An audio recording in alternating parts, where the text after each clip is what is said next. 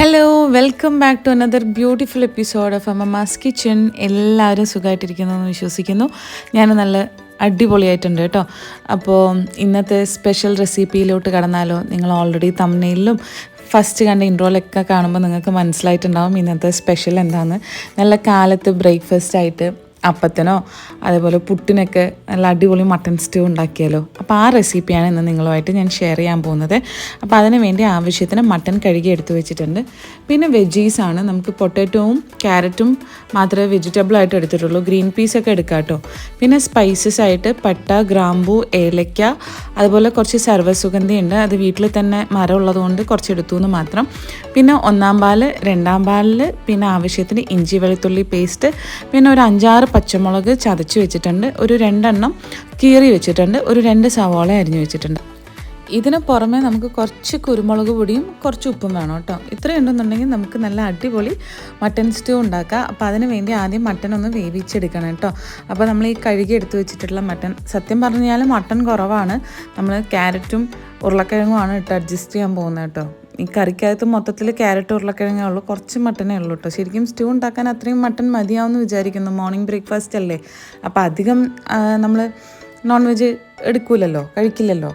അപ്പോൾ നമുക്ക് ഇത്രയും മട്ടൺ മതിയാവും. ഒരു ചെറിയ എമൗണ്ട് ഓഫ് മട്ടൺ എടുത്തു. അതിനകത്ത് ആവശ്യത്തിന് പച്ചമുളക്, ഇഞ്ചി വെളുത്തുള്ളി പേസ്റ്റ്, പിന്നെ ആവശ്യത്തിന് ഉപ്പ്, പിന്നെ മട്ടൺ വേവിക്കാൻ ആവശ്യമായിട്ടുള്ള വെള്ളം. ഇവിടെ 1 കപ്പ് വെള്ളമാണ് കേട്ടോ നമ്മൾ ഒഴിച്ചു കൊടുത്തത്. എന്നിട്ട് ഇതെല്ലാം ഒന്ന് മിക്സ് ചെയ്തിട്ട് നമുക്ക് കുക്കറിലൊരു 5-6 വിസിൽ വെക്കുക കേട്ടോ. അതിൻ്റെ ടെൻഡർനെസ് അനുസരിച്ചിട്ടായിരിക്കും നമ്മൾ വിസിൽ വെക്കുക. പിന്നെ പച്ചമുളകായാലും ഇഞ്ചി വെളുത്തുള്ളി പേസ്റ്റ് ആയാലും ഇതെല്ലാം നമ്മുടെ എന്താ പറയുക, നമ്മുടെ എരിവിനനുസരിച്ചിട്ട് ആഡ് ചെയ്താൽ മതി. നമുക്കിവിടെ നല്ല എരിവ് വേണം, എസ്പെഷ്യലി എനിക്ക് നല്ല എരിവ് വേണം. അതുകൊണ്ട് ഞാൻ ആവശ്യത്തിന് കൂടുതൽ പച്ചമുളക് ചതച്ച് വെച്ചിട്ടുള്ളത് കേട്ടോ. അപ്പോൾ ഇത്രയിട്ട് നമ്മൾ വേവിക്കാനായിട്ട് വെക്കുക. എന്നിട്ട് വേവിക്കാൻ വെച്ച സമയം കൊണ്ട് നമുക്കൊരു ഉരുളി എടുക്കുക. ഉരുളി തന്നെ വേണം എന്നൊന്നും ഇല്ല, സ്റ്റൂ ആയതുകൊണ്ട് ഉരുളി എടുത്തു എന്ന് മാത്രം. അപ്പോൾ നമ്മൾ ഒരു പാത്രം എടുത്ത് അതിനകത്ത് ആവശ്യത്തിന് വെളിച്ചെണ്ണ ഒഴിക്കുക. വെളിച്ചെണ്ണ ഒഴിച്ചിട്ട് നമ്മൾ എടുത്തു വെച്ചിട്ടുള്ള വെജിറ്റബിൾസ് നന്നായിട്ടൊന്ന് ജസ്റ്റ് ഒന്ന് മൂപ്പിച്ചെടുക്കുക കേട്ടോ. ക്യാരറ്റും ഉരുളക്കിഴങ്ങുമാണ് നമ്മൾ മൂപ്പിച്ചെടുത്തത്. ഗ്രീൻ പീസൊക്കെ ഉണ്ടെന്നുണ്ടെങ്കിൽ അതും നമുക്ക് ആഡ് ചെയ്യാം. നല്ല ടേസ്റ്റ് ആയിരിക്കും ഗ്രീൻ പീസൊക്കെ ഉണ്ടെങ്കിൽ. പക്ഷെ നമുക്കിവിടെ ഉണ്ടായിരുന്നില്ല, അതുകൊണ്ടാണ് കേട്ടോ ആഡ് ചെയ്യാത്തത്. പിന്നെ നമ്മളതൊന്ന് ഒന്ന് സ്റ്റിർ ഫ്രൈ ചെയ്തെടുത്ത ശേഷം അതിലേക്ക് ആവശ്യത്തിന് എണ്ണ ഒഴിക്കുക. ശരിക്കും പറഞ്ഞാൽ ഞാൻ ഒഴിച്ച എണ്ണ അത് ഇച്ചിരി കൂടിപ്പോയി. നിങ്ങൾ ഇത്രയൊന്നും എണ്ണ ഒഴിക്കണ്ട, കുറച്ചൊഴിച്ചാൽ മതി കേട്ടോ. പിന്നെ നമ്മൾ ഈ പട്ട, ഗ്രാമ്പൂ, ഏലക്ക, ദെൻ കീറി വെച്ചിരിക്കുന്ന പച്ചമുളക്. ഞാൻ ആദ്യം 2 പച്ചമുളക് എന്നാണ് പറഞ്ഞത്. ആക്ച്വലി 2 പച്ചമുളകല്ല, 3 പച്ചമുളക് എടുത്ത് വെച്ചിട്ടുണ്ട് കേട്ടോ. പിന്നെ 2 സവാള അരിഞ്ഞത്. പിന്നെ ഇതൊന്ന് എന്താ പറയുക, വഴറ്റിയെടുക്കുക. എന്നിട്ട് നമുക്ക് ഇത് ഒന്ന് വഴറ്റി കിട്ടാൻ ആവശ്യമായിട്ടുള്ള ഉപ്പും ചേർക്കുക. എന്നിട്ട് നമ്മൾ ആദ്യം ഫുൾ ഇഞ്ചി വെളുത്തുള്ളി പേസ്റ്റ് ആഡ് ചെയ്തിട്ടുണ്ടായിരുന്നില്ല. ബാക്കിയുള്ള, അതായത് മട്ടൺ വേവിക്കാനായിട്ട് നമ്മൾ ഫുൾ ഇഞ്ചി വെളുത്തുള്ളി പേസ്റ്റ് ആഡ് ചെയ്തിട്ടില്ല. അപ്പം ബാക്കിയുള്ള ഇഞ്ചി വെളുത്തുള്ളി പേസ്റ്റ് നമ്മളിതിപ്പോൾ സവാളയൊക്കെ ഒന്ന് മൂപ്പിച്ച് കഴിഞ്ഞ ശേഷം നമ്മൾ ആഡ് ചെയ്യുകയാണ്. ഒത്തിരി ഗോൾഡൻ ബ്രൗൺ കളറൊന്നും ആവണ്ട, കാരണം ഈ ഒരു സ്റ്റൂവിന് എപ്പോഴും വൈറ്റ് കളറാണല്ലോ മെയിൻറ്റെയിൻ ചെയ്യേണ്ടത്.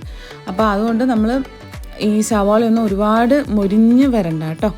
അതിനുശേഷം നമ്മൾ ഇഞ്ചി വെളുത്തുള്ളി പേസ്റ്റും കൂടി ഇട്ടൊന്ന് മൂപ്പിച്ചെടുത്ത ശേഷം നമ്മൾ ഫ്രൈ ചെയ്ത് വെച്ചിട്ടുള്ള നമ്മുടെ വെജിറ്റബിൾസും കൂടെ ആഡ് ചെയ്യുക. അതിനുശേഷം അപ്പോഴത്തേനും നമ്മൾ ഈ വേവിക്കാൻ വെച്ചിട്ടുള്ള മട്ടൺ റെഡി ആയിട്ടുണ്ട്. അപ്പോൾ ആ മട്ടനും കൂടെ ഒന്ന് ആഡ് ചെയ്തിട്ട് കുറച്ച് നേരം ഒന്ന് ഇളക്കി കൊടുക്കുക. അതിനുശേഷം നമ്മൾ എടുത്തു വെച്ചിട്ടുള്ള 2-ാം പാൽ കേട്ടോ, 2-ാം തേങ്ങാപ്പാൽ ഒഴിച്ചിട്ടാണ് തിളപ്പിക്കുന്നത്.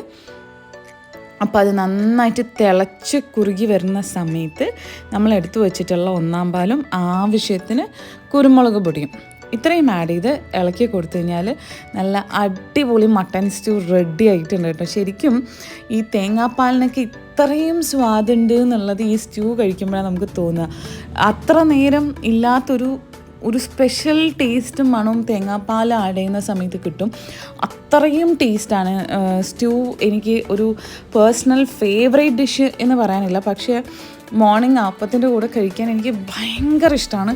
അപ്പം എന്നെപ്പോലെ സ്റ്റൂ ഇഷ്ടമുള്ള ആൾക്കാർ ഉണ്ടാക്കി നോക്കുക. ഇതൊരു സിമ്പിൾ റെസിപ്പിയാണ്, അറ്റ് ദ സെയിം ടൈം വളരെ ഹെൽത്തി ആൻഡ് ടേസ്റ്റി റെസിപ്പി. അപ്പോൾ മട്ടൻ സ്റ്റ്യൂ കഴിക്കണം എന്ന് തോന്നുന്നവർ ഈ റെസിപ്പി ഒന്ന് ഫോളോ ചെയ്ത് നോക്കുക. അടിപൊളി ടേസ്റ്റാണ്. ഇഷ്ടപ്പെട്ടാൽ ഫീഡ്ബാക്ക് കമൻറ്റിലൂടെ അറിയിക്കാനും മറക്കരുത് കേട്ടോ. ബൈ.